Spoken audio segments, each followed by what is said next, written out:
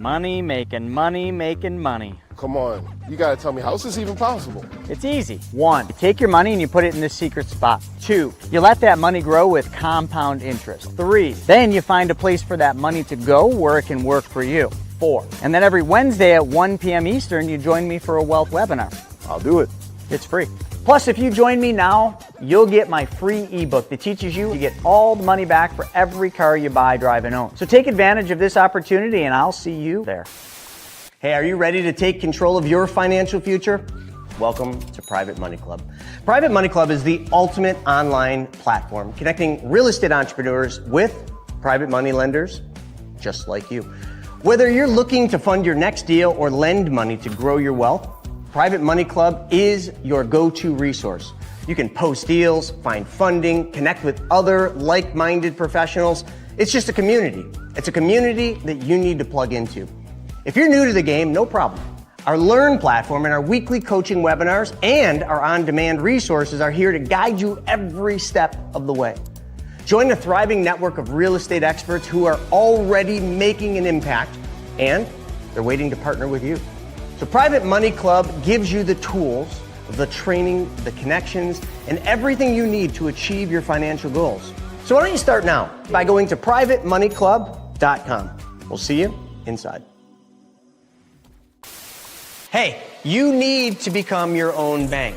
And it's as simple as changing one thing, and that is where your money goes first. I mean, think about it.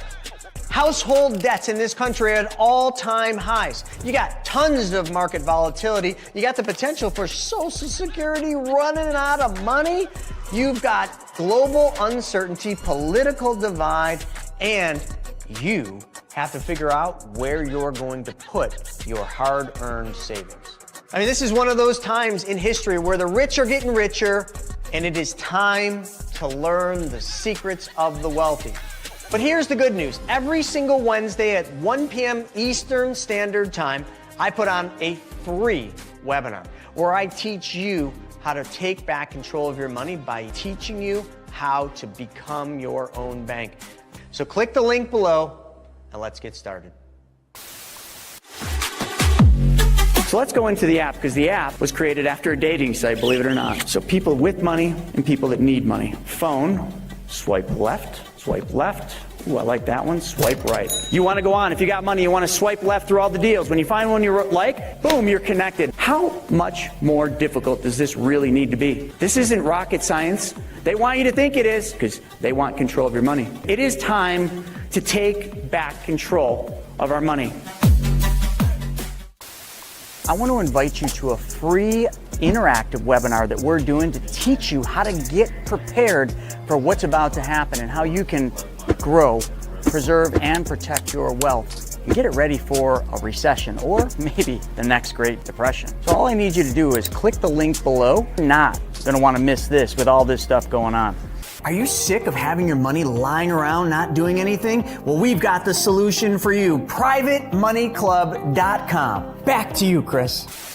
So that's what it is. Private Money Club was created for you and for all of us. So I've got something special. Since you're here, you're listening to us talk to you about the infinite banking concept, I wanted to make an offer.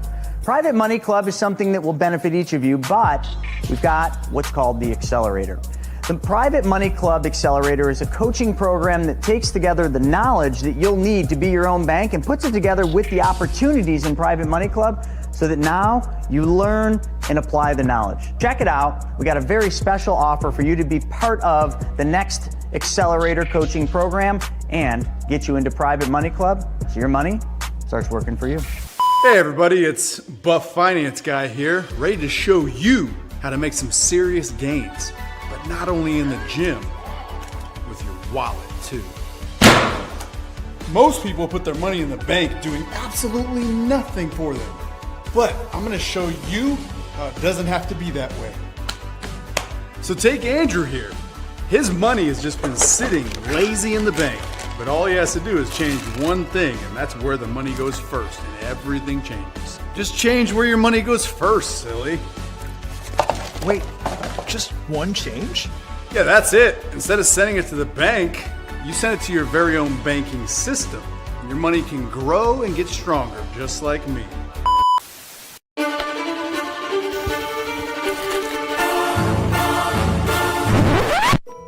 It's time for Money School TV.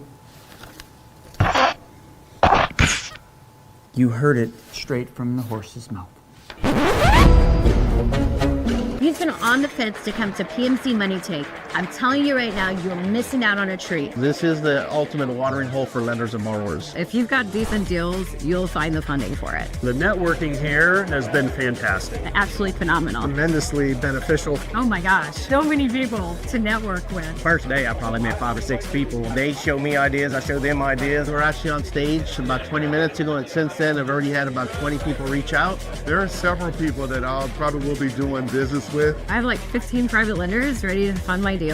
The people here are amazing and so welcoming. You walk in, everyone greets you right away. No one is a stranger. It's just an amazing and comfortable place to be. There's so much stuff that I've been able to learn that I didn't know. I've had aha moments over and over again. They talked about normal rates of return, not 6%, we're talking about 10%, but in a way that's ethically sound and stable. It's full disclosure, but helps walk you through everything. They even talk about it on stage of like, we've already made the mistakes, so here we are, and we're teaching you to not make the same mistakes. You get to learn from us, you get to just follow our direction and just see what you can do. I've gotten great things out of the virtual events, but there's no comparison to actually coming here, experiencing the energy, and getting to meet all of the people. Everyone is here looking to grow in some capacity. Being in this environment, it allows you to feed on that and foster that. During the event, they had a lender-borrower meet and greet, which is pretty cool. It's different when you can spend some time, have a meal together, hang out, joke around. The people are just a blast. It's so much fun. The community of the Money Tank PMC, the whole crew with Chris, Steven, Jonah, everybody, and Joe, they've all helped me out. It's been changing my life. You're gonna learn something, you're gonna meet someone, and it's definitely gonna make a big difference in your business. Not by a little bit, but by a lot. I mean, you could stay stuck thinking you can do it on your own. There's a lot of people that I talk to, their issue, and then they come here, and I talk to them a year later, and they've grown so much just by coming to this event. Started $15,000 in credit card debt. As of today, I have $550,000 out in private lending. That's what this teaches you. I tell people all the time, you have to get in the room to be around the like-minded people. Go. It's worth it. Just come. Do it for yourself. Do it for your business. Take action. You got to do it. Come to the event, you don't want to miss it. Well, the biggest thing I hope that people get is something that they can actually apply in their lives. You know, that's the biggest thing for any of these events that we want. We want people to leave here not just riled up, not just excited, but actually going out and doing something that'll put them in a better financial situation, help their family. And for the speakers, my goal is that they go out and they impact the audience and bring something the audience never had exposure to that allows them to then fill in that piece that they're looking for.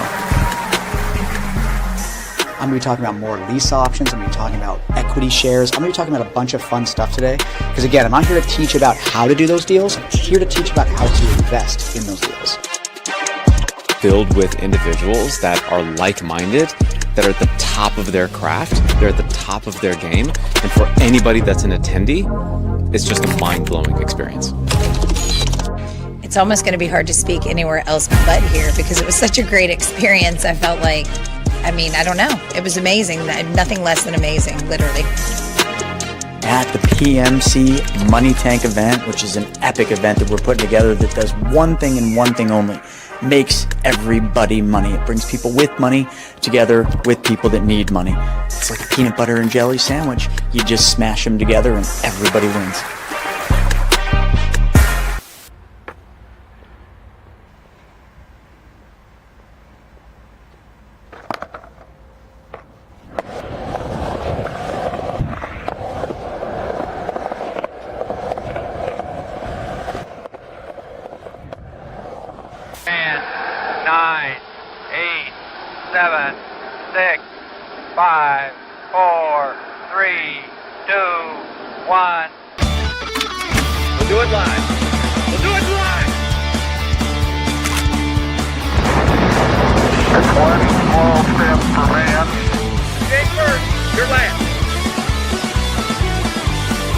Wednesday, 10:30 Eastern Standard Time.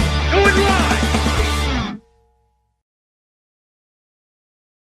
All right, we are back and back again for WTF. What the F happened? And if any of you have woken up, you've realized there's a lot happening. I mean, everything from the war in Iran. Whose war is it? Is it Iran's war? Is it the US's war? Or could it just be Israel's war? Well, we're going to talk about that. We're going to talk about the impact on oil and how oil is plunging, but it's plunging on predictions. And, we've talked a lot on this channel about, the speculation, if you will, of the markets. And, well, I would still say the markets are highly speculative. We are just seeing all sorts of interesting volatility in the markets. We want to hit on that. I want to talk a little bit about Musk, the visionary Musk and what he's doing with Tesla, what he's doing with all of his companies. But right now, how he is literally bringing digital payment systems to his social media platform, X. We definitely got to cover Porsche's 99% profit dip. That one kind of hit. And I'm like, wow. But I could tell you where the problems were 2 years ago, maybe even, heck, I think I'm getting screwed up on times, but even 3-4 years ago, on the direction that Porsche went, the direction GM and Chevy went, the direction a lot of manufacturers went. And now that direction is costing them billions and billions of dollars. But on top of that, there's a lot of other stuff we got to cover here today, like how new workers, younger workers are entering the workplace and, well, getting fired really fast. And that's an interesting one. And how 75% of jobless Americans are skipping benefits. I don't understand that one, but we're going to dive into all this. But I'm joined here with my co-host, Mr. Snaggy and Mr. St. James. What's happening, gentlemen? Good morning, WTF. Good morning, guys. It's great to see all of you today. It's been an interesting week for the past 7 days since we were last on here, and it's great to see you back here, Chris. Obviously, the headlines have been just running rampant with the war in Iran and how it's affecting pretty much every single industry that is attached to a dollar bill. So we're going to try and get into some of the details about the war in Iran. And literally, it's going up to the very minute, because how have oil prices gone up, gone down, speculation, tweets? It's enough to make your head spin in terms of how much information is coming out in this day and age. And I really want to touch on that Porsche story, because there's so many details that are getting overlooked just a little bit. I think it's going to be enough for you guys to stick around for the entire live stream. What about you, Nagy? Hey, good morning. What's up, everyone? I guess there's a war in Iran. I don't know. I've been inundated. The World Baseball Classic has been awesome. There's been all these NFL trades been going on that have been blowing my mind. So I guess I didn't even realize there was a war in Iran going on. But we'll dig into that a little bit today. We'll see what's happening. And we continue to watch legacy media lose their ever-living minds. I mean, there's a terrorist attack in New York City, and CNN frames it the complete opposite. So they continue to be a complete joke. Of course, the hundreds of millions of dollars in fraud that's being uncovered in California right now with these Medicare hospice facilities, whatever they are, it just keeps going and going and going. Politics are going to keep politicking. Getting ready to fly next week. Not looking forward to it. TSA lines are backed up. The Democrats have the DHS completely shut down. Bad timing. I think so, but we can dive into all this stuff as we get rolling. So what do you think, boys? Ready to get in? I think we dive right in. Let's get right into the economy.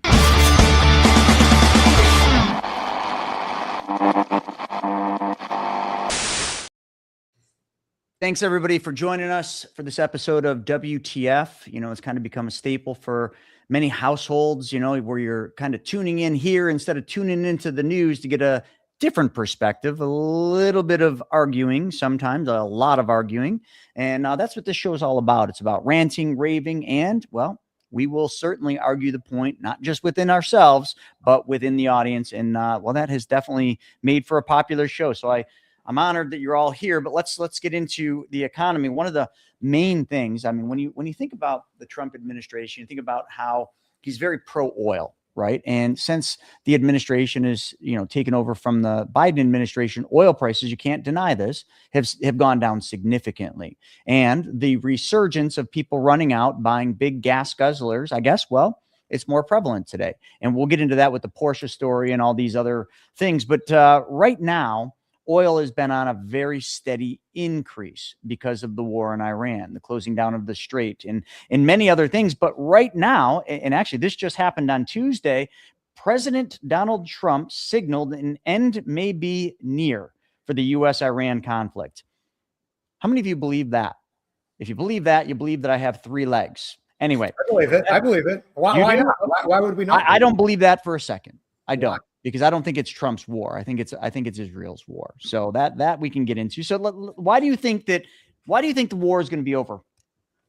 Well, let's start with who Donald Trump is. Donald Trump's against these ground invasion, endless wars that have gone on in the United States history since our lifetimes and far before that. And he's been against it. He's always said he's against that. He doesn't want to continue these long wars, but something needed to happen with Iran. They are unbelievable. I mean, if you look at the statistics, the amount of deaths that they cause, not only in their own civilization, but with terrorist sponsored attacks across the globe. I mean, they need to be dealt with. They continue to empower places like Russia and China with the oil. Something had to be done. Trump stepped up. The Democrats have talked about it for generations. All presidents have talked about it. Trump finally said, I'm going to do something about it. And they're going in hard. They're going in fast. They've completely demolished Iran. I mean, it's over for them. They have no defense left. They have no offense left. They don't know who their supreme leaders are. You actually have been paying attention to this. Here, I thought you were just watching the trades and everything else. You actually know a lot more about this. Well, let me tell you, this war is over. Like, it's just now a matter of buttoning it up and how they want to conclude. But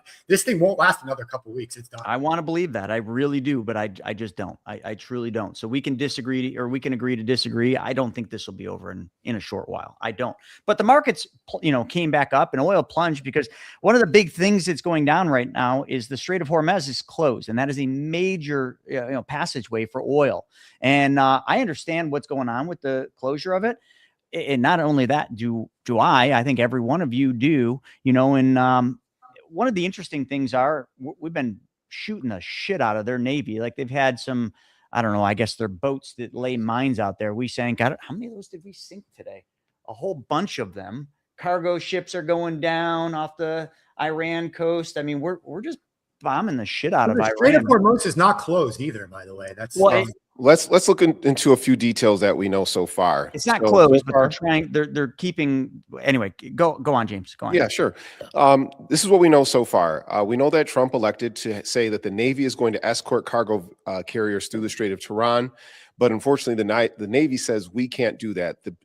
The branch of the military that does escorting is the actual Coast Guard, and it costs an extreme amount to be able to have the Coast Guard come over to the Strait of Hormuz in order to make that happen. So it does not look like that's going to happen. They have made a statement saying one cargo ship has gone through the Strait of Hormuz that was escorted by the U.S. Navy, but that has not been basically collaborated.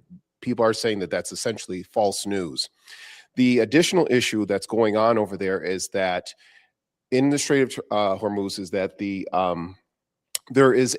going to be laying sea mines down there, and the sea mining boats that the U.S. Navy have been decommissioned. So we don't even have them. We don't have the right boats in order to sweep for those mines. So even let's just say that Iran is literally decimated to the point of being a crater. Those sea mines could still be there, causing major issues. That's true. So but when we're talking about how when this war can be over, we have to remember when we were over in Iraq, we weren't able to remove Iraq.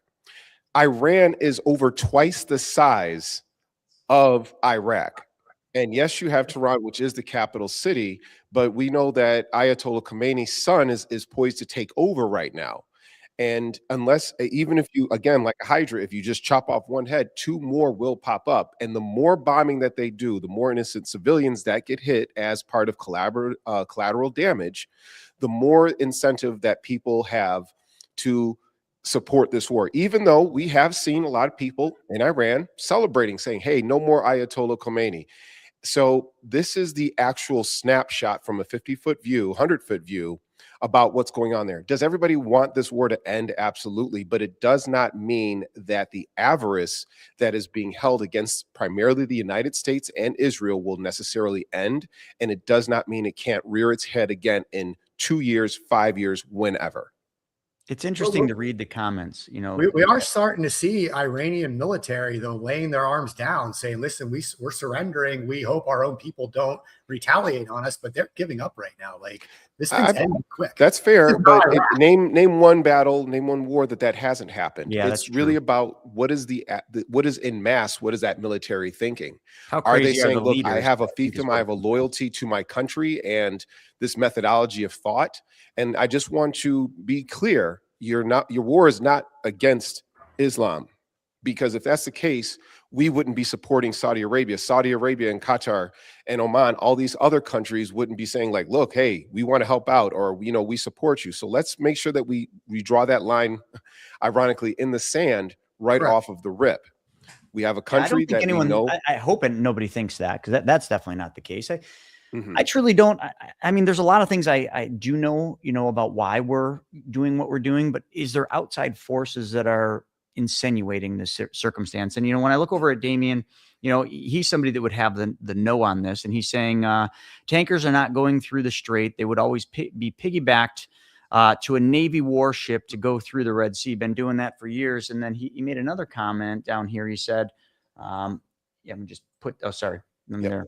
Being that I once was the guy having guns being pointed at me by Iranians, they like to taunt people, but they would never doing it. They ran their mouths and did not talk a lot, but they don't ever shoot. All right, yeah. It's interesting. I mean, I don't know. Stephen, I want to believe what you're saying, that it's going to be over, but these things just never seem to truly be over. Like I was really surprised. Remember back when we bombed the nuke bunker, and it did. It sort of just ended that war there, which I never really thought it was over. But now here we are again. I don't know. It's going to be interesting to see, but it is definitely shaking the markets. Oil is a very sensitive thing. When oil goes up, markets, definitely feel the pressure, and that's what you're seeing. How about those oil charts, though? I mean, it's unprecedented. We've never seen. I mean, we went up. We shot up to what, 110 a barrel, and within 24 hours was back down in the to. Oh no, that's exactly what we're saying. It plunged 11%. Yeah, it went down 11%, which is a lot. Exactly. A lot. But again, that was really just over tweets and news and saying that the war is almost over. Then the price goes down, and then somebody says, Hexeth comes up right afterwards and says, well, yeah, this is the beginning of this is the end of the beginning, but not the end of the war, which is kind of conflicting political double talk right there. And a lot of people are being confused, and as opposed to focusing on what they're saying or not saying, let's focus at the facts. What do we know in terms of long term? If history truly repeats itself, what have we seen in the past that we can apply to here? We know that we have a nation that does not like the United States. We know that we are developing a nation of people that do not think favorably of the United States and or Israel. And we know that there is some collusion, and obviously also there's a lot of oil companies out there that are making a crap ton of money on some of these futures right now. Well, I mean, that's capitalism. You're never going to get away from that. But let's go to one other thing that's pretty interesting. So we got oil playing havoc, which makes sense. But you also, and actually, before I say that, one thing that you had mentioned about, Saudi Arabia, Iran, if I'm not mistaken, had drones hit buildings and airports in Saudi Arabia. So you can tell this is not what a lot of people think, in terms of why we're there, what we're fighting against. It's not like the Iraq war. This is a very different set of circumstances, to which I'm not an expert in. I haven't really been following it. I said many WTFs ago, I've been terrible about following the news. I just don't want to. I sort of just don't want to know anymore. The news changes every single day. It's like you said, you could literally spend every minute on X or on one of these other channels or all of the channels, and every minute the plot changes, the story changes, and I guess that's just the way it is. I don't want to partake in that. I just don't. I got enough stress in my life to have to watch CNN talk bullshit and lies. And it's not just CNN, it's all the stations, it's all the news. It's for the most part it's political theater. It's all it is, and it's all it's been for far too long. And people that sit there, my mom is one of them, that sit there and watch the news, and every day that determines basically her thoughts. I'm just like, stop watching the news. Like, it doesn't change your life. Maybe it does, maybe it doesn't, but it's not gonna, your present moment. Like, what about this war is changing what you're doing right now, unless you allow it to. The other thing I want to hit on is China. Like, we've been talking about this a lot, and now you're starting to see it a lot. So Beijing made waves this week by setting its lowest GDP growth in decades, 4.6%. I mean, I'm surprised this even comes out because typically they won't tell you the truth over there. I mean, it's a communist. Probably far worse. What's that? It's probably worse than what they're saying. Oh, I'm sure it's a lot worse. But, it's signaling the reason is, the property sector, conserving fuel due to global energy uncertainty. This is a massive signal to the world that the growth engine, this is China, the growth engine of the last 30 years is officially shifting into low gear. We've just been saying this for far too long. And I know you look at the markets and you're like, oh, Chris is wrong. They're wrong. Like, markets are fine. Everything's good. Keep putting your money in it. But all the signs, everything you look at, everything. China's slowing down. The U.S. is definitely slowing down. Now, I know it's before midterm, so you might not be seeing it all, but the markets are held up by effectively 7 stocks that are kind of 7 stocks all working in cahoots with one another. Remember the electrical strip where I just plugged it into itself and I said, see, I just solved the energy problem. Like that's kind of what the tech sector is doing right now. There's just money flowing from one to the other to the other. It's not real. It's not real. And that's the scariest part. And when you start hearing China coming out or news that China is slowing and their GDP is slowing because of these things, well, you can't deny that. You just can't not look at that. Do you guys want to comment on that at all? Yeah, sure. One thing that a lot of people may not know is that the principal purchaser of Iranian oil, which ties to our earlier story, is actually China. So they are like saying, look, if we see a war, we see a massive upheaval in oil prices, we know that we need to start scaling back. The difference being is that, while oil is obviously the foundation of a lot of our industries in terms of plastics, diesels, transportation, you name it, they have diversified their economy a little bit more so that they're not solely relying on it by getting more into some of the greener energies and, of course, nuclear as well.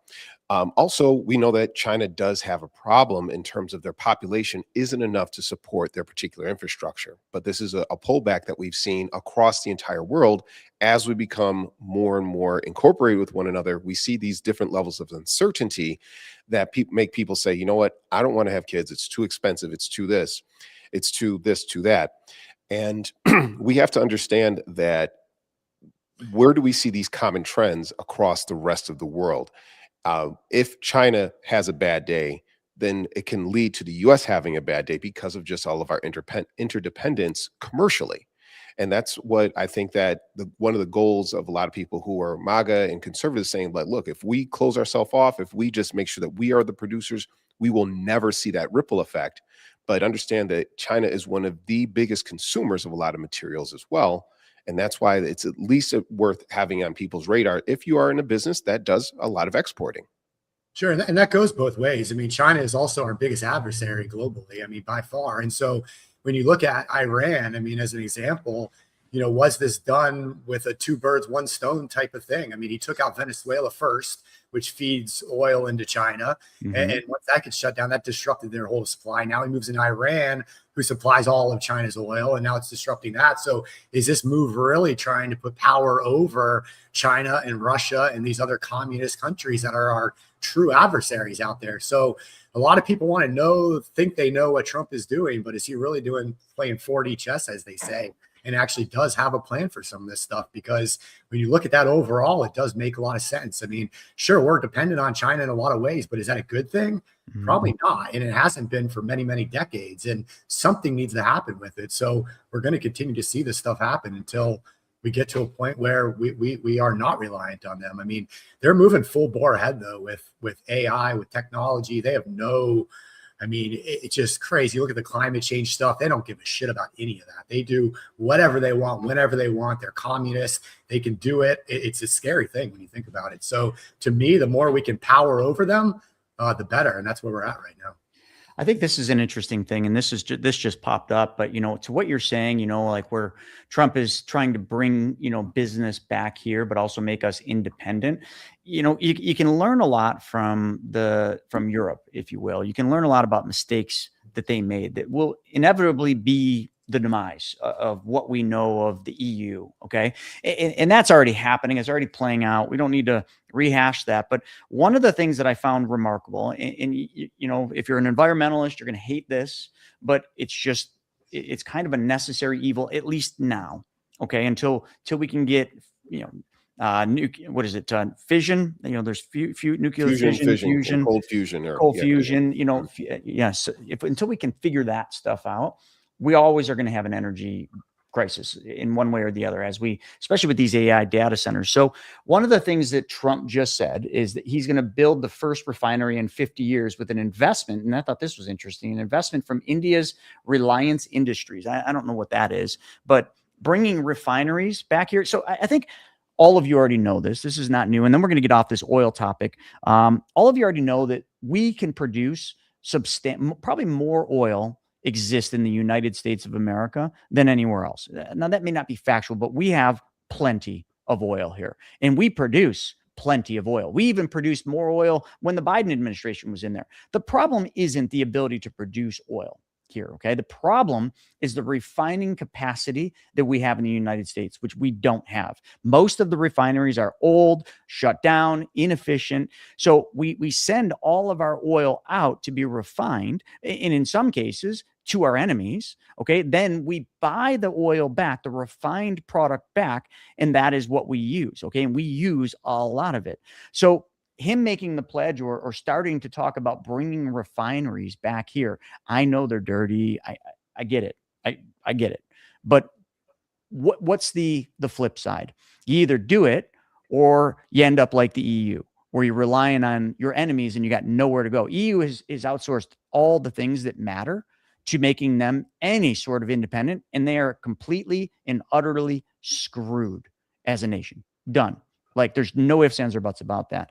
But the problem I think we have in the United States is we have we have a lot of problems, but the big thing is everybody wants results immediately.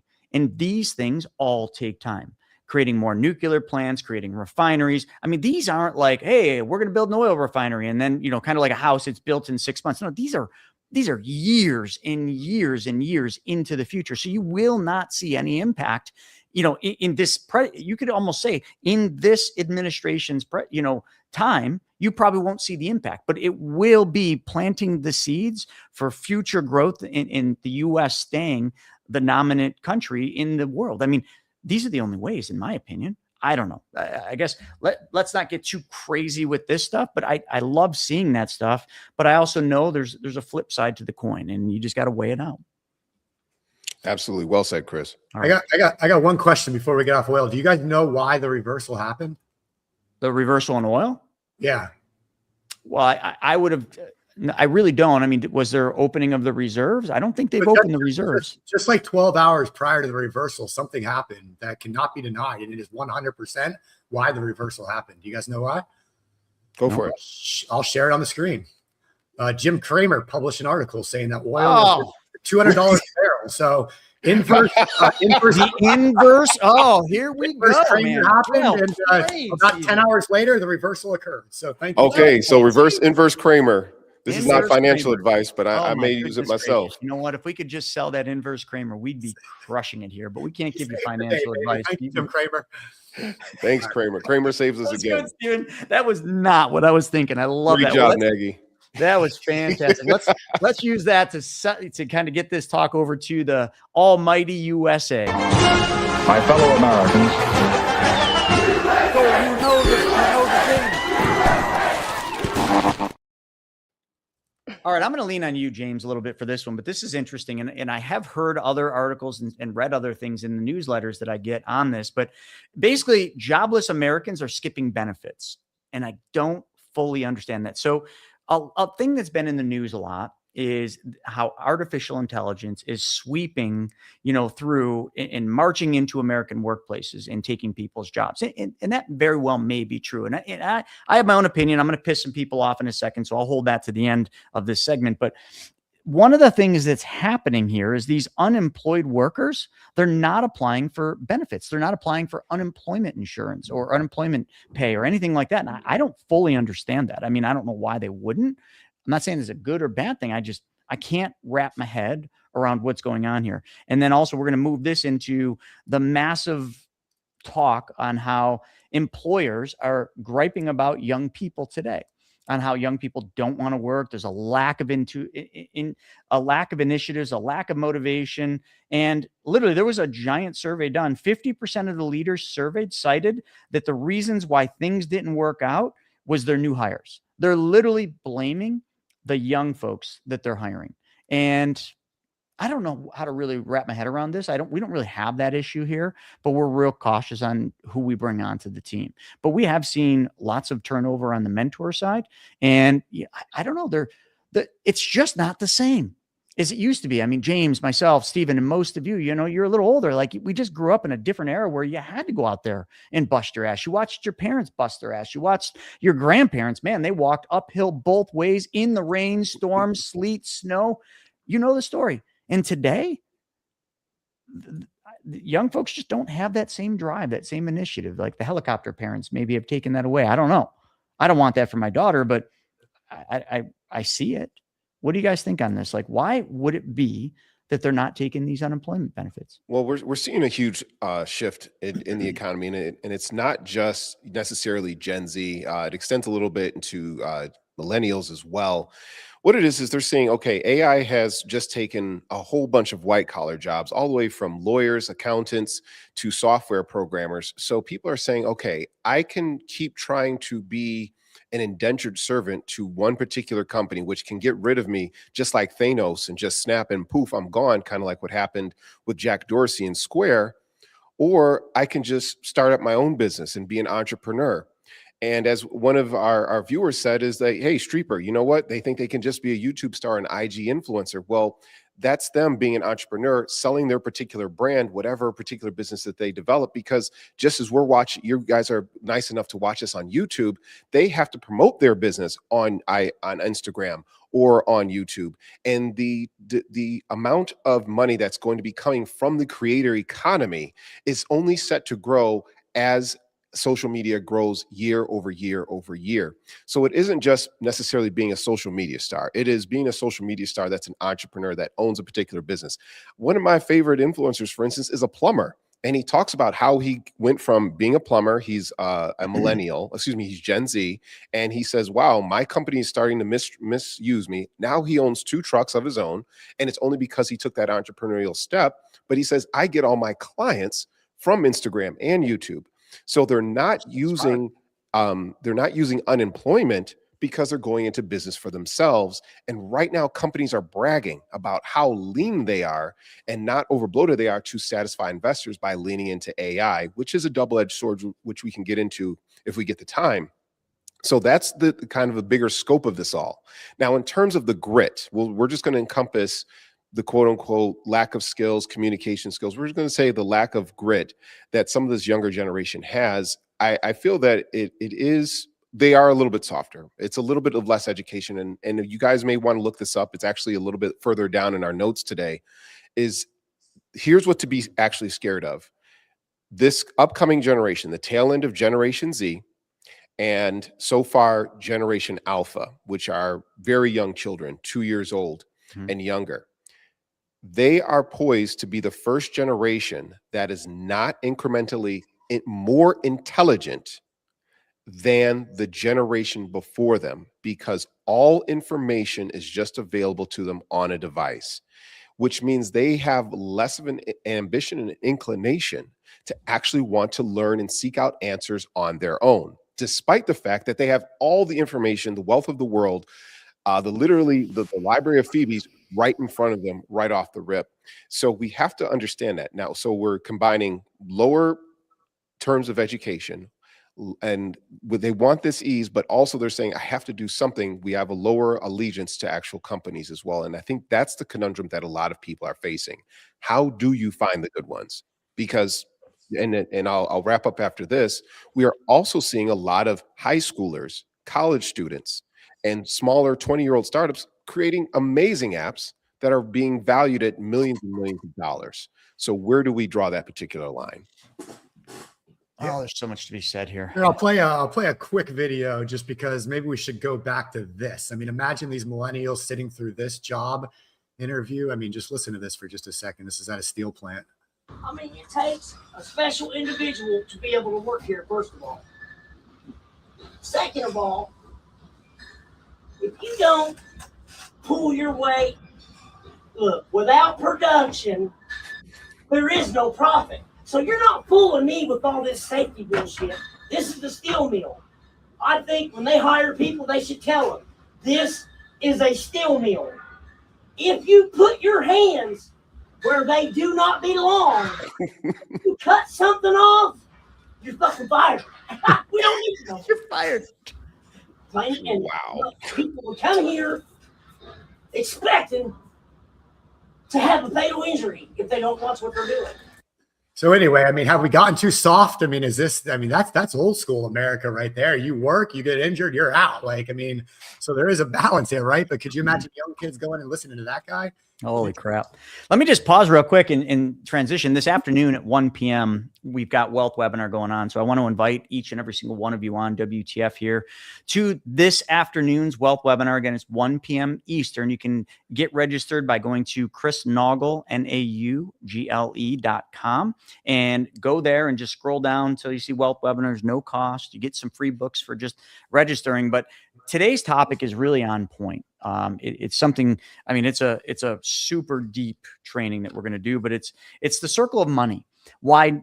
And I firmly believe this. Nobody in the world could talk me off of what I believe on this.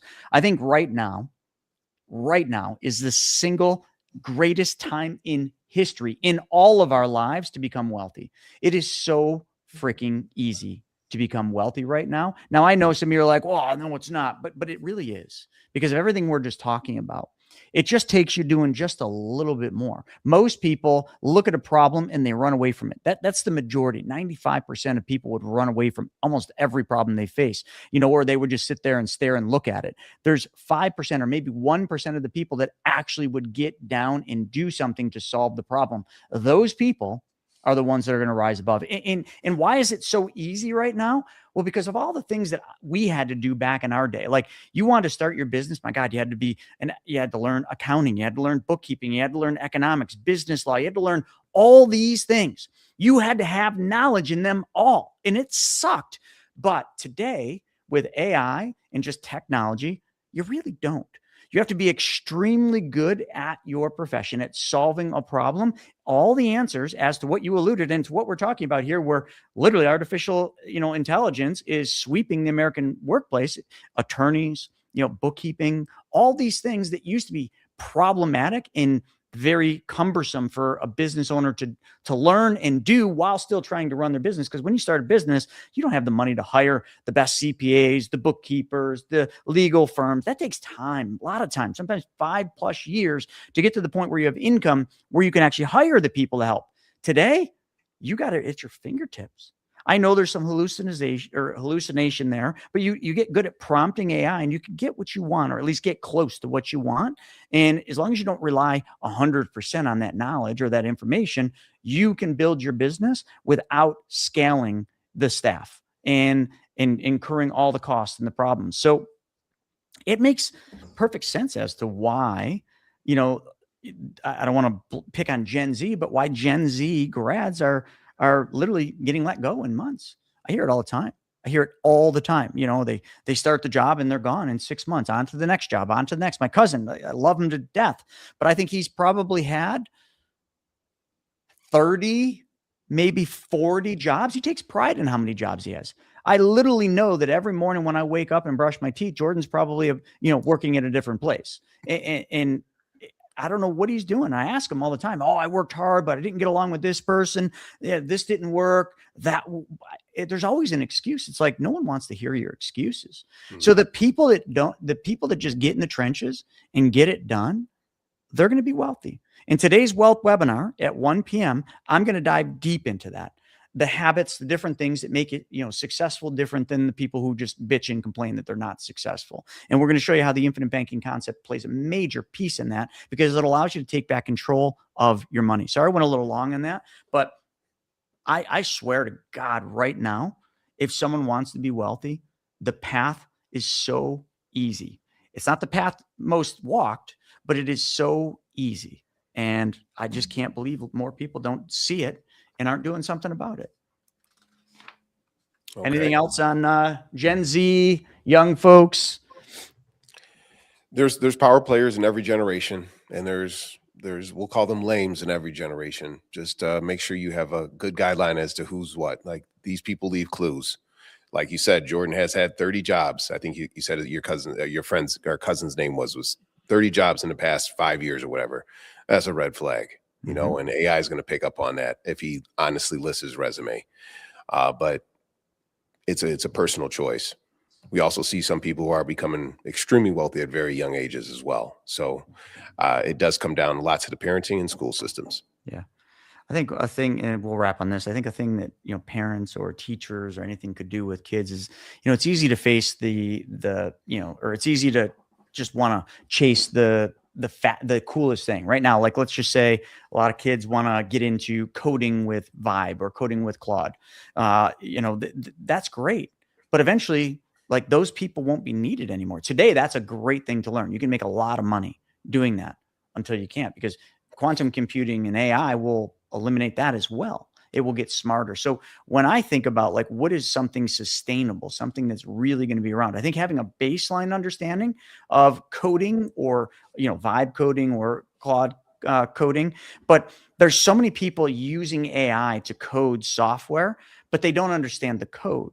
That's a major issue, because if you're using, like, AI, we'll just call it AI, these different platforms to code software, and just because you can build websites and different things and it all appears to work, what you don't see is what's behind the curtain. You don't see that there's massive holes in this code and there's massive problems. And if you build a business on that without understanding what AI is coding, you're building a complete failed infrastructure, and it will fall apart. We have lots of coders we deal with, coders that have been developers for 30 plus years. They see this, they understand this, they're using AI to code, and they're using AI to kind of build amazing things, but they understand the code that AI is writing, so they can see the holes, they can fix them. And that's one of the things that, you know, I see YouTube videos all the time of these people who are just, you know, like, making amazing things with AI. And listen, no disrespect to that, but it's kind of like, you need to understand what the computer, the machine learning is doing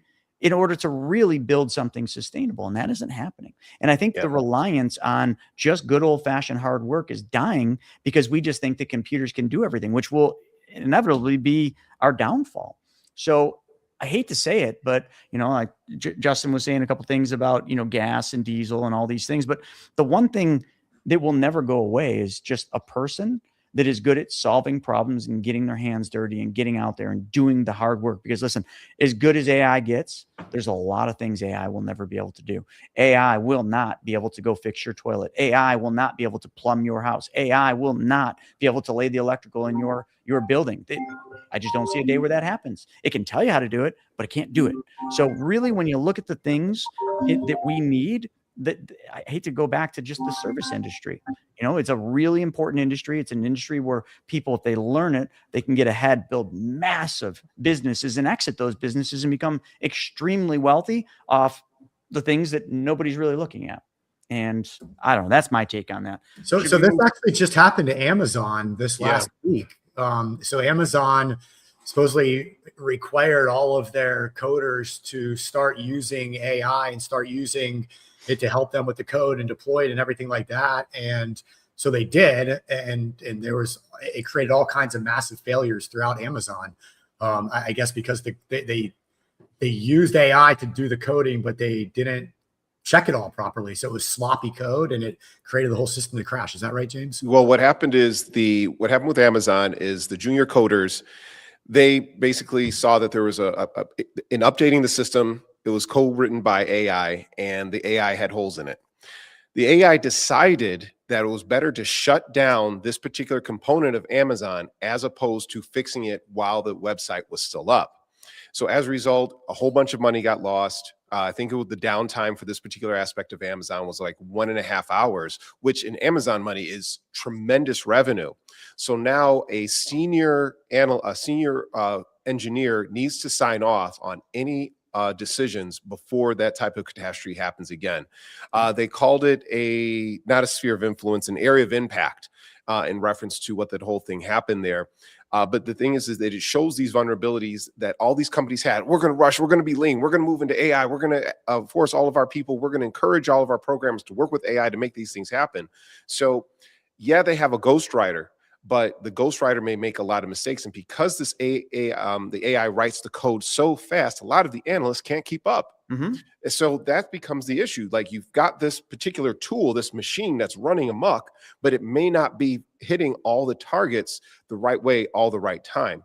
So we are going to be running into a convergence deeper into where AI has its place in today's modern society and in future society. But it has to have American human guardrails.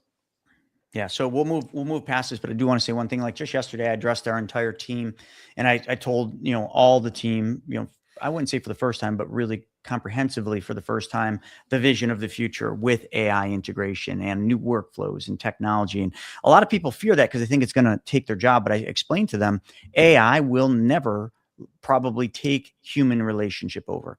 The most important thing, and this is also why it's so easy to become successful and wealthy right now, is we've lost focus on the single most important thing to, we'll call it humans. Okay. I hate to even have to say it that way, but it is relationships. It is that empathy. It is that human relationship that no computer, no machine learning, no AI, even agentic AI cannot replace that. So if you just empower your team to focus more of their time, their energy on cultivating relationships, solving people's real problems, and having empathy in doing that. Use machine learning, use AI to take the busy work away, the typing of notes into a CRM, the creating of illustrations, the entering everything into a software program. AI can do all of that. Incredibly efficient, far more efficient than any human ever can. Let AI do that, which frees us up to do the one thing we were built to do, and that is go out there and build relationships, have empathy, have love, and go out and solve people's problems. If we focus on that, there is no way you can't be successful, and I can prove it. How many of you like when you call a bank, Wall Street firm, anyone, and you don't get a human being? Did you just fart? No, but that burns my grits. Oh, what you're talking about. I hate thought that. you were just smelling the smell of, how that is. You're like, woo! I'm like, oh, somebody farted. Anyway, but it's just human relationship and caring fixes so many of the problems we see today. No one wants to call any business and talk to AI. No one wants to call any business and get bounced around, push this for this, then push this for this. That's fucking a mistake. You want your business to fail, that's how you do it. And the best news is most businesses are doing that because they're too stupid to know that that's not the path. Get back to answering the phone. Get back to having all customer service have a human being answering the phone. I know that costs money, but you know what? The money you're going to save using AI for all the busy work that you would normally have pencil or paper pushers, AI can take all that, take that money and put people frontline to build human relationships. So when someone calls your company, they talk to a human being after hitting no more than 2 buttons. You do that in your business will rise above. Your business will become the leader in whatever sector or industry you're in. Mark my words, that's the path. But that is the path that most businesses aren't going to do because, like, oh, that's old fashioned. Yeah, that's exactly what everybody wants. Back to the old fashioned ways. I some days watch these old movies like Lassie, where they pick that little phone up and they get the operator on the phone. I'm like, man, that must have been so freaking cool. Today, they didn't know how good they had it. Being on a phone. They had no idea how good they had it. Just as an aside, I actually had that experience like that. I had to call up Expedia to dispute some charges, and I got a live person. But now, speaking of AI and convergence of actual voices, now you guys may remember Soulja Boy. Soulja Boy has sold his image and voice likeness to be the voice of an AI answering service. So now you can call up a phone number, talk to Soulja Boy, and he can talk to you about everything under the sun in his authentic voice. And I'm, despite what you may have said, Chris, I feel that that's where the industry may be headed next, where we are going to be seeing celebrity phone answerers, celebrity customer service AI, to basically answer our calls to the best of their ability. And even though we're going to say, operator, press 0, trying to dial all these backend numbers, we're still going to see a lot of these particular issues. Oh, I want to get Lil Wayne, dude. You asked him a question, bro. Like, yeah. Dude, I want Snoop. Lil Jon, right? Give me Snoop Dogg answer my questions. I do. I would want Snoop. He will put you at ease at least. You may be upset, but you'll be cool by the end of the call. All right. Well, let's move past this and get on, because we're going to run out of time before we hit world. And I think there's a lot of really important stuff in this next segment.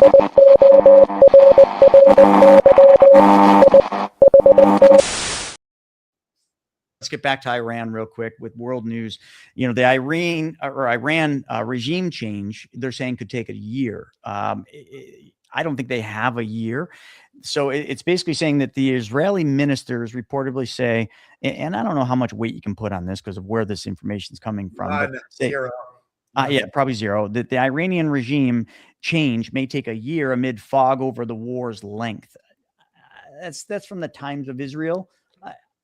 I got a real dilemma or problem with Israel right now.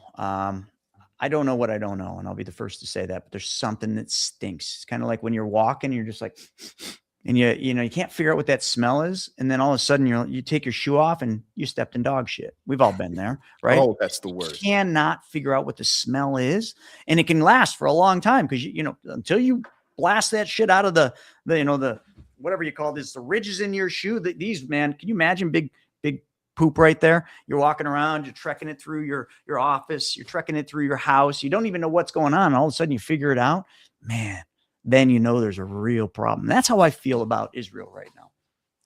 Yeah. When we talk about AIPAC, I believe it's AIPAC, but there's a lot of money that's being flown in, that's being supported to our politicians through a lot of this. And I don't want to get deleted, but there's a lot of Israeli influence within the United States, and we send $10 billion to Israel every single year. Why? I have no idea. They're one of the top centers for entrepreneurship. They have a pretty stable industry themselves. Why are we giving them financial aid? A lot of people don't feel like this. They feel it's anti-Zionist. I just want to say I have no problems with Jewish people. I have no problems with Israel as a state. It just doesn't seem to make sense when we have so many needs of our own right here in the United States. And that's one of the key linchpins. That's bipartisan. We want to take care of our own. We would like to take care of others as long as it doesn't hurt ourselves as well. And we're sending out a lot of money over there. And now a lot of people are waking up to this and saying, oh my gosh, we are doing all these things for this particular country. Some people even insinuated that this particular conflict in Iran started because Israel was going to go in, and then US said, well, okay, we got your back. And then some people say vice versa. So we can go back and forth about this. I know that we did talk a lot about Iran in the top of the show, and we're running out of time. Mm-hmm. But Steve, what do you got to say about all this here? Yeah. I mean, I think I said it earlier. I mean, is there anything specific that we're looking at? I mean, let's move it to the second one. This one's an interesting one. Vladimir Putin spoke by phone to the Iranian president, and for the second time this week is reconfirming Moscow's push for diplomatic end to the war engulfing Iran. Now, again, this is kind of one of those ones where I'm sure there's a lot of self-interest in saying that, but Donald Trump was announcing on March 9th that the United States would waive certain oil-related sanctions to bring down global energy prices. And that's definitely not drawing very good remarks because, you got Ukraine, you got all of our allies like Europe, which I don't know why we even give two shits about Europe. And, no disrespect, but like Canada, like get your shit together. But anyway, there's a lot of pressures on that one because that just seems like we're going against what Canada's making a lot of money off of this oil crisis. Hell yeah, they are. They're laughing right now. Like, why are we worried about Canada? Like, let them figure their own Headline news just came out. The IEA agrees to release 400 million barrels, which is unprecedented, of oil to address the Iran war supply disruption. So, yeah, International Energy Agency's 32 member countries agreed to release 400 million barrels. It's the largest release of emergency stockpiles in the history. They advanced economies in Europe, North America, now Northeast Asia. Japan said earlier it will release oil stockpiles as early as next week. So there's a lot of moves being happened to make sure that these disruptions aren't going to, create total chaos in the global chain. So absolutely. One of those things, the news comes out, you wait a couple days and see what actually is going to happen. Exactly. Thank goodness we do a weekly show, right? But I mean, in the United States, we've only opened up our emergency oil supply. I think it's about 5 times, twice under Biden, once under the Kuwait conflict, and I can't remember the 2 other times. So is the United States going to follow suit anytime soon? I don't believe so. But if it does, then it signals that this is going to be a situation that's going to last a lot longer in the Middle East than expected. That's what I think. I hope Steven's right. I really do. I hope the war's over soon. I hope it's swift. I hope we kind of get through it just like we did with the first little thing that we had over there in Iran, where we bombed the nuke bunker and it just ended. That was really cool to see, but here, I just don't know. And to be honest with you, I don't really pay a ton of attention to it. Like, I couldn't tell you how much gas is, like to what Justin was saying, I got a big gas guzzling truck and, oh boy. And, I don't ever look at what gas costs. I don't let those kind of things stress me out. Now I get it. It's a big thing. It moves a lot of things and it makes a big difference for a lot of people. Yeah. I happen to not live far from the office, so I don't really burn through a lot of miles, if you will, but I just find it a lot easier just to not pay attention to the things that stress me out. And gas going up by 50 cents, $1 or not, who cares?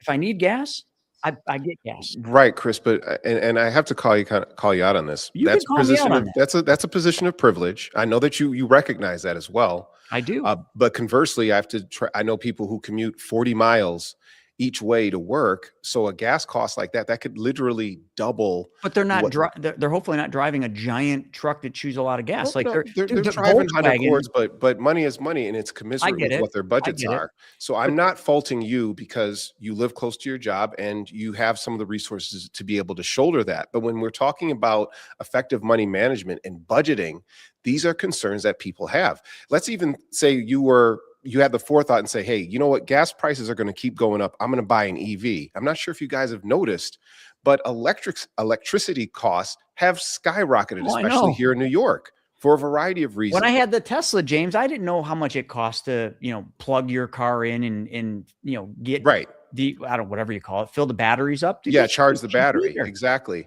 The point that I'm getting to is that you can't escape this transportation cost. And if we're saying, hey, you know what, it is what it is, I'm going to be hands off. I don't think that it reflects everything that the diaspora of America actually feels, because those transportation costs, elevated diesel went up to almost $5 per gallon in the United States. That isn't going to be absorbed necessarily by corporations. It always gets passed on to the consumer. Always. That is literally capitalism right there. Maintain your level of profit as much as possible to satisfy your particular stakeholders, your shareholders. So if you don't want to be stressed out about it, fine, for those of you who subscribe to Chris's school of thought. But the key thing is, okay, where else can I adjust my budget so that I am not as heavily impacted by these fuel costs, by these energy costs? My electricity bill year over year, even though my electricity usage, for instance, and I urge all of you at home to actually look at this, look at what your delivery charges have gone up by. And tell me if that seems absolutely fair to you. So if you're trying to get out of debt and you're trying to do debt snowball or things like that, this is something that impacts you dramatically. If you're a home builder, you're looking at the prices of lumber skyrocket, kind of akin to what happened over COVID. These gas prices are still ridiculously lower than they were under Biden. I mean, okay. I'd like to. Hey, Nagy, do you mind if I bring that up real quick? Because I've gotten then I want to a lot bring of up bona fide insurance astrology. I don't know what that means, but she's basically saying I'm ridiculous. And yeah, maybe that comment was a bit, self-centered, but it was really geared to say people that drive 40 miles, to and fro, for work or have high mileage they have to put on. Like, there are lots of options for fuel efficient cars, more so than ever before. What if you're a farmer? If you're a farmer, that's going to affect you directly. I'm just talking about cars. We can go down a rabbit hole on all this stuff. I get it. It's all impacted. But again, to what Steven was saying, like we're still at pretty freaking historically low gas prices right now, or oil prices. But I'm just simply saying that technology, yes, was it a mistake for car manufacturers to go all electric? Yeah, you can see that. That's why Porsche, and we're going to get into this next, is posting a 99% profit decrease. Okay. So that's because they made the wrong mistake. But like Toyota's always had it figured out with the Prius. I've always loved the Prius, a hybrid model. You can buy Volkswagens, which are awesome cars with their 4-cylinder turbos. They'll get 44 miles to the gallon. I'm simply saying, like, I drive a big truck because I don't drive far. If I had lots of driving, I would drive a more fuel efficient car. These are choices as people we have. So is it ridiculous for me to say that? You can say whatever you want. There's logic behind it. Like if I had to drive a lot, like astrology person, then I wouldn't drive this truck. Okay. If I was plowing driveways, I would drive this truck, but I would be making money with the truck. So then the gas prices, yes, but they're offset. I just raise my price for plowing.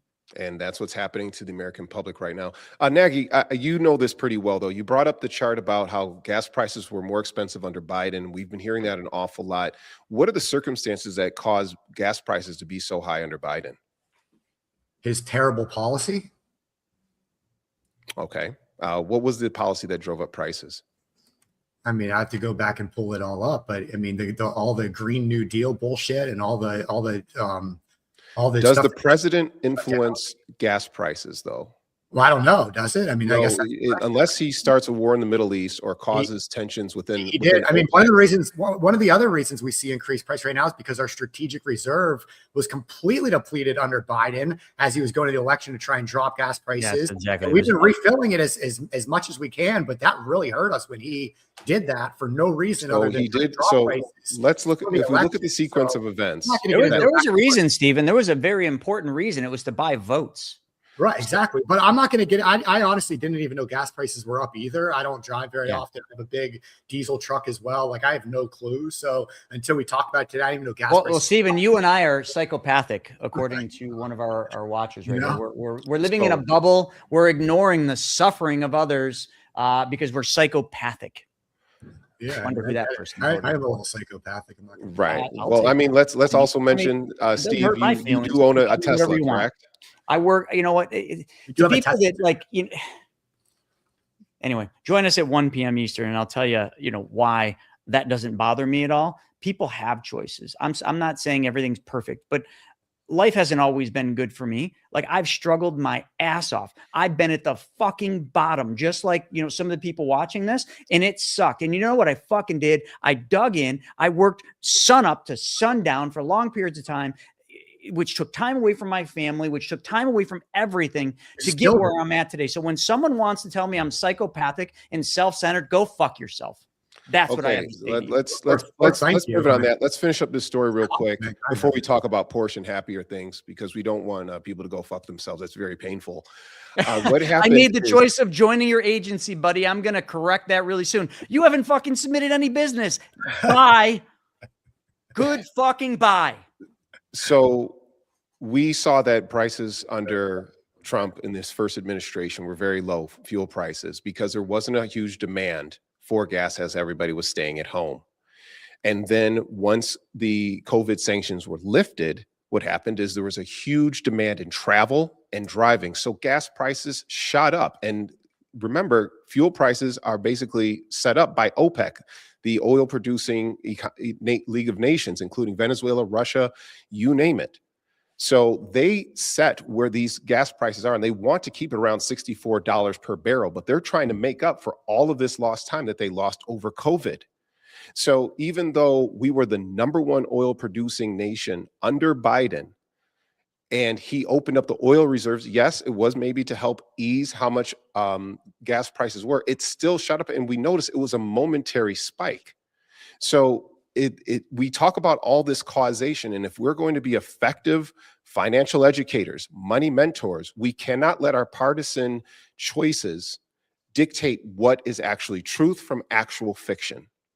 Yeah, but you also got to admit when policy's bad, and Biden had bad policy.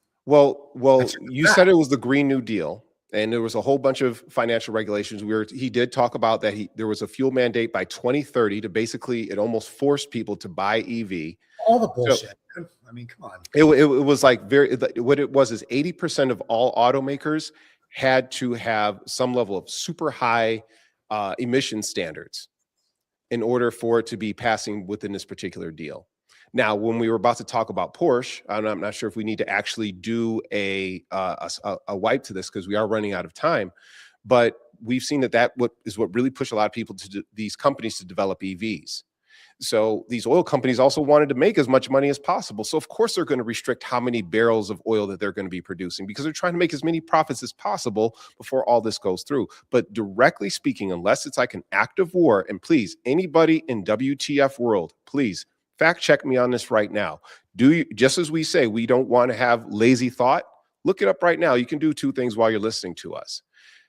Was there any true economic policy that Biden developed in accordance to that helped drive up prices? And does the president actually impact oil prices? Does he decide what oil prices are? Because he actually did a lot of things to try to fight that. That's the point that I'm trying to bring home.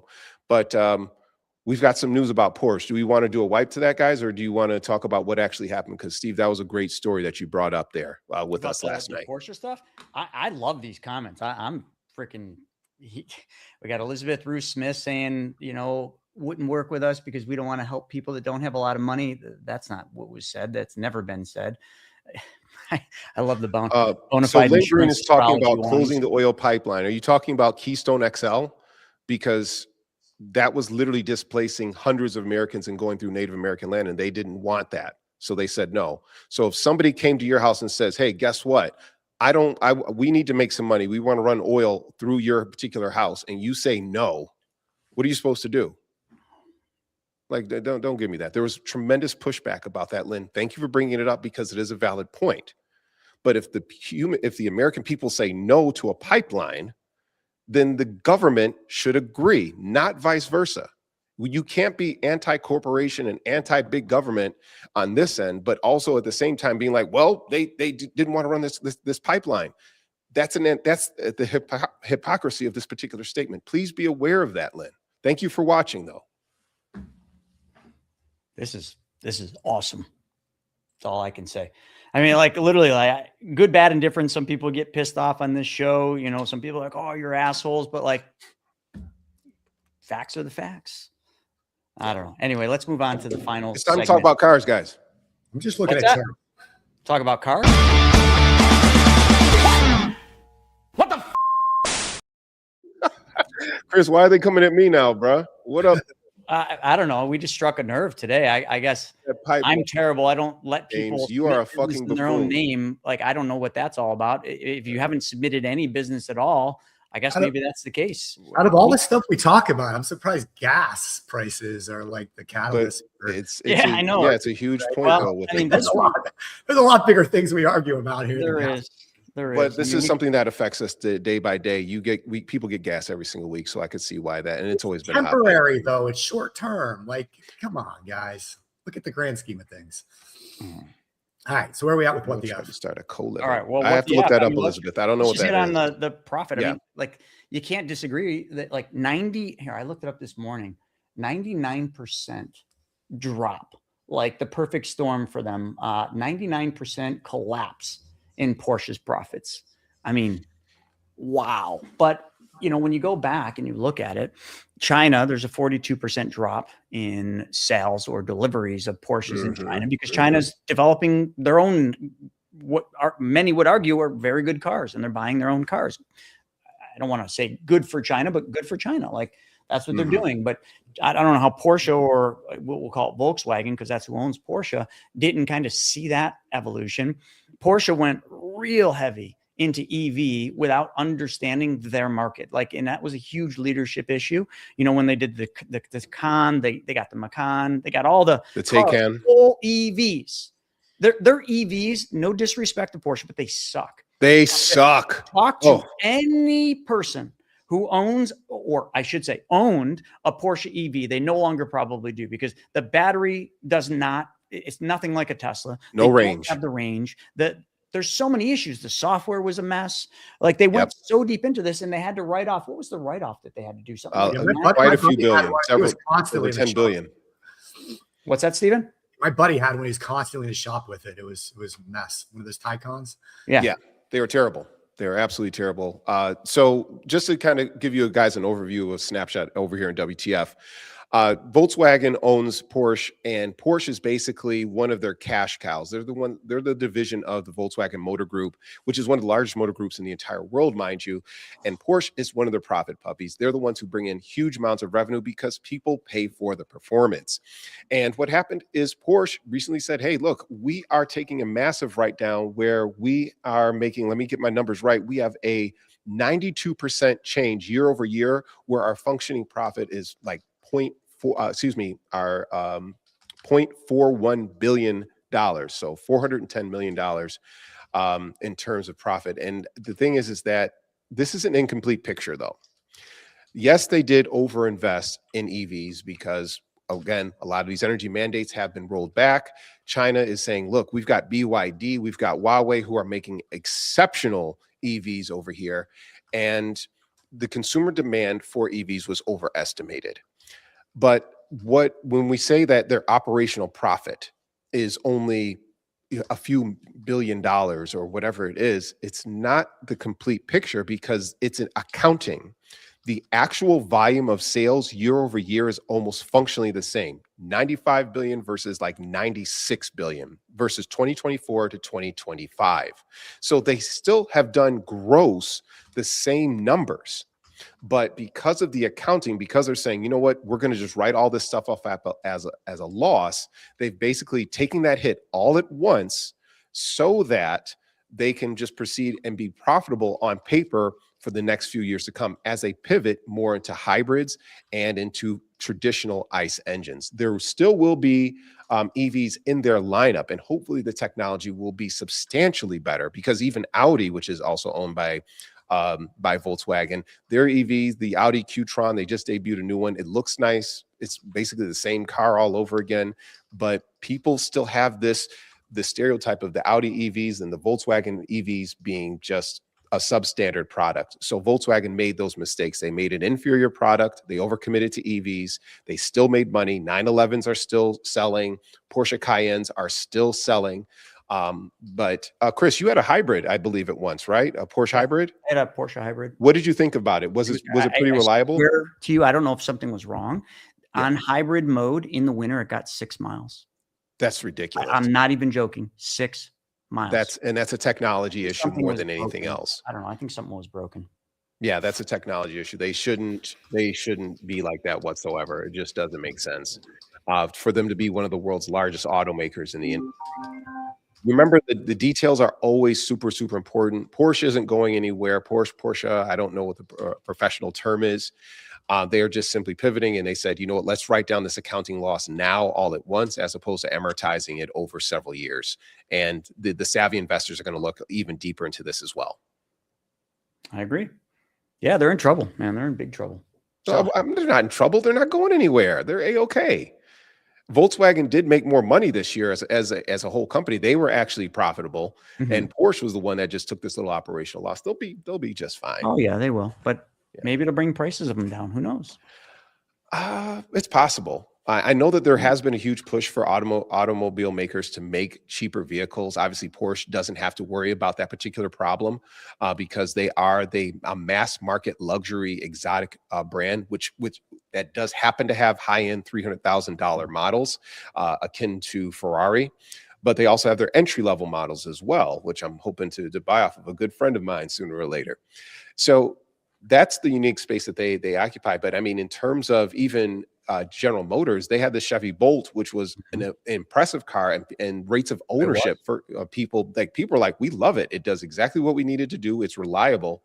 They brought it in, they took it out. It's like the McRib of the automotive industry because they have a great product, but it's only around for a year. Then it disappears and it comes back. And right now what it is GM is saying, well, we can make profit off of these bigger vehicles, so let's just chase the profit, even though the American public, right, as it stands right now, is looking for a vehicle that's within the $30,000 range. Yepper. I love it. All righty. Steven, anything else you want to hit? I know we had a couple other things, but I think we covered most of it. And you know what's cool? This particular one, we got some ranting in there. We haven't had any ranting in quite some time. I was almost starting to think we were getting soft. I think, we were real soft. Yeah. It's good every day. You should try to piss one or two people off. I will. One last thing. So Elizabeth in the comments was just asking about some different types of real estate, like what's good right now in this market. Elizabeth, I'll tell you, if you want to know that, I would join us definitely for Ask Me Anything later. That's a great question to get some opinions on what's going on with the real estate market. And if you're serious about real estate, definitely join us in Atlanta, May 1st and 2nd. We have the Money Tank event going on for Private Money Club. And there's going to be a lot of opportunities, a lot of different strategies and ways to get involved in real estate investing in this market. Because I'll just tell you right now, there are some areas of real estate you want to stay far, far away from right now. And that would include multi-unit, small and large, any kind of commercial. I would stay far away from any of that right now. But too much to get into right now. But join us for Ask Me Anything at 4:30 Eastern. If you're serious, join us in Atlanta, May 1st and 2nd for Private Money Club's Money Tank event. I love it. But with that, we're over time. So we're way over time. But yeah, it was a fun one. Back to normal, guys. It was a fun one. So thanks everybody for joining us. Sorry if we pissed you off, but hey, listen, all in good fun. We'll see everybody this afternoon, 1 p.m. Eastern. I think it's going to be just an amazing wealth webinar to teach people how they can get ahead, how they can really, really take the bull by the horns and change their lives, their finances, and their family's future. So with that being said, we'll see you at 1 p.m. We're out of here. Ow!